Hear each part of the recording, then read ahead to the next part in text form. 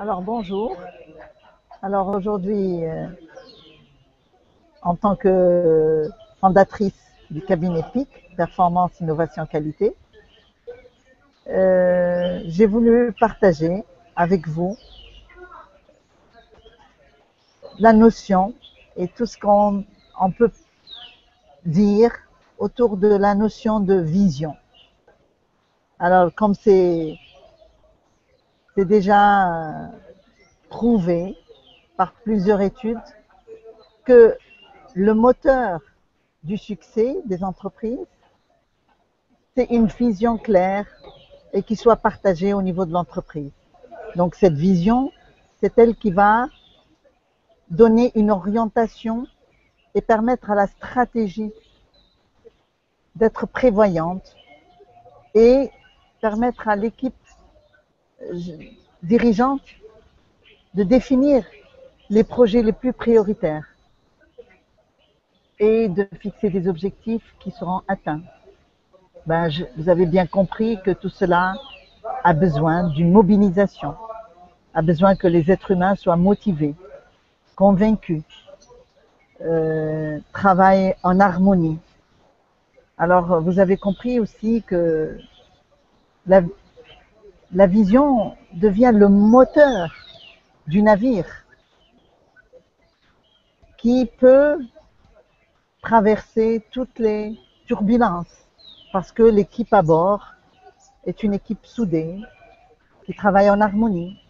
Chacun connaît son rôle, chacun est motivé parce qu'il connaît pourquoi, pour quelle raison il occupe ce poste. Ça va donner quoi à ce navire? Alors, justement, ce que je viens de dire me rappelle une métaphore. Il s'agit de 3 tailleurs de pierre à qui on a posé la même question.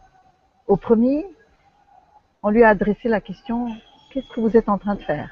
Il a répondu « Je suis en train de tailler des pierres. » Pour le second, il a dit « Je suis le meilleur tailleur de pierres dans la ville. » Et quand on a adressé la même question au troisième, il a dit « Je suis en train de construire une église. » Vous avez compris que pour le troisième, la performance, elle est nettement meilleure.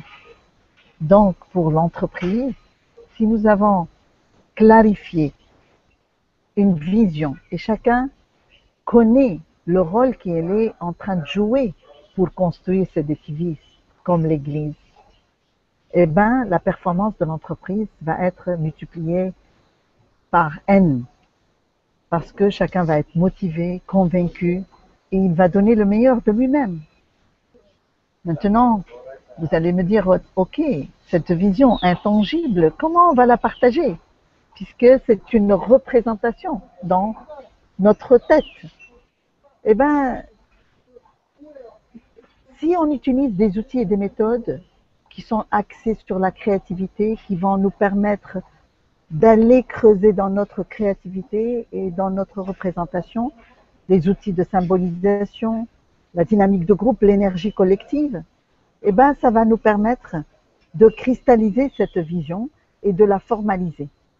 Et cette formalisation sera le point de départ pour la communiquer et au sein de l'entreprise, nous sommes passés de quelque chose qui est intangible à quelque chose qui est formalisé, mais qui représente et fidèle à cette vision de ce que nous voulons que le futur de notre entreprise soit.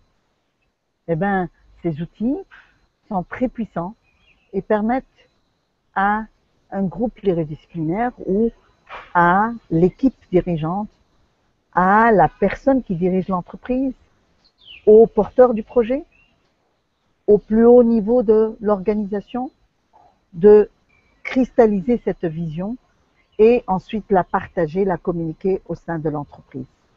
Bien sûr, cette vision, elle va reposer sur les valeurs que chacun dans l'entreprise aimerait voir se réaliser à travers les activités au quotidien. Donc, vous avez compris que la vision va être en relation et en harmonie avec les valeurs partagées au sein de l'entreprise. Alors, comment on va faire? Quelle est la meilleure manière?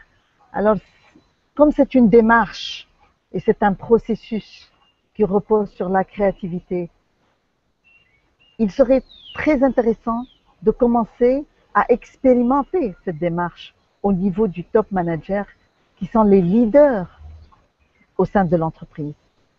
Et c'est eux, après avoir expérimenté, maîtrisé, et c'est eux qui seront les moteurs pour la véhiculer au sein de l'entreprise et la partager et motiver les individus autour de cette vision. Et comme je disais tout à l'heure, ça devient l'entreprise un vrai navire qui est capable de traverser la mer même en temps de tempête. Et vous savez, l'économie maintenant, elle passe par des tempêtes et des tempêtes.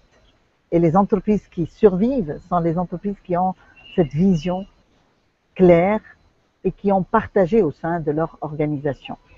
Alors, les managers deviennent vraiment des leaders.